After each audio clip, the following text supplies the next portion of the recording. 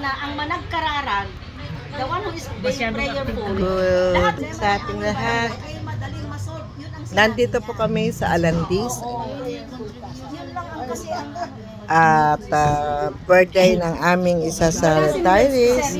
Walang iba kundi si Ma'am Jermelina De Vera. kapatid Ayan. ni Pamela. Jeremy, hi, you say hi. The birthday girl. Hi, where ano yan, Doc? Asya, mag-ano ka na?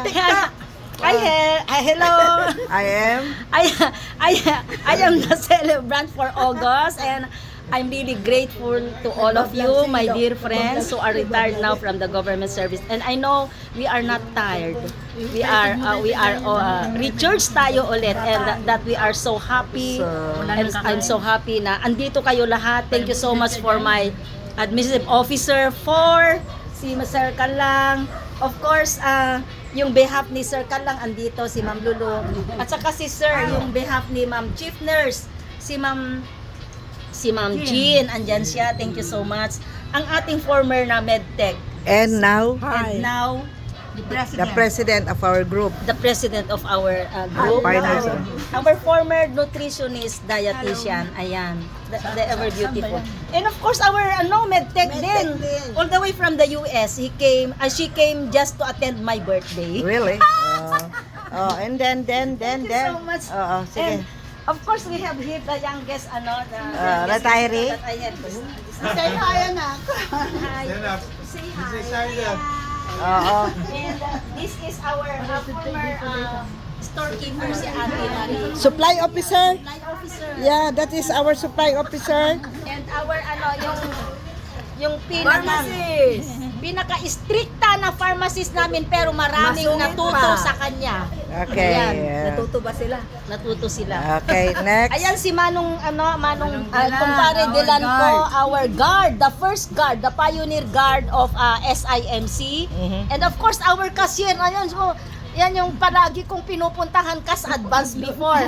Ayan si kumare ko, Evelyn. And of course, our ever beautiful Honor. Of course, the secretary of the Dr. Costales before. Yung confidante ni Dr. Costales, especially when it comes to serving his food. Okay, so ayan po. Thank you so much for coming to Alandis. Yeah. Ay, hindi pa ako kumain ha. Yeah. Wait. Thank you so much. Okay.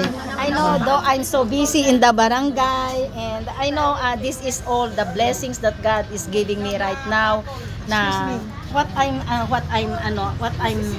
I'm experiencing now is the more that I am busy, the more that God is using me. And thank you so much, and to God be the glory. Bye-bye. Alright. So, girls, let us sing happy birthday. Come on. Day. Last naman yun, let. Happy birthday to you. Happy birthday to you. Happy birthday, happy birthday. Happy birthday to you. Ayan. Happy birthday to Jeremy, Kagawad Kapitan. Okay. Ako Ricardo, ito yung paigayam Ajay Medical of ay ano ko. Yung Nakalimutan. ano ba hindi ko ang aking boss, ang medical officer Ako daw. Ayan si Doktora Daduran, palagi akong inaaway yan. Pero kahit inaaway ako, pag nag-pray na ako, ulitin mo nga, mag-pray ka ulit. Wala na kayo. Thank you so Hindi. much, Okay. Doktora Daduran. Marami akong, I learned so many things from you na ngayon nagagamit ko na that I should be firm in my decisions, blah, blah, blah. Blah, blah, blah. And of course, I have here Mr. Kalang. Oh. Si Mr. Kalang, Oh. I should not have been appointed as the TWG Yeah. chairperson of the GAD, Gender and Yeah. Development. If not, si Sir yung naunang Nag-appoint. nagbigay sa akin ng opportunity in that position. Kasi sabi ko pa, Sir, bakit naman ako? Sabi, hindi kasi social worker ka. Yung mga social issues ang mga nasa karamihan, gender and development. karamihan na Sir, social. with that, thank you so much because up Okay. to now, kahit dito sa aming barangay, TWG pa rin ako ng aming gender and development. And that I'm conducting trainings to our barangay na. Okay. Thank you. Nagblog ka? Nagblog kanina pa? Nalpasin. Dalpase. O yan po. Katatapos ng meeting de Avance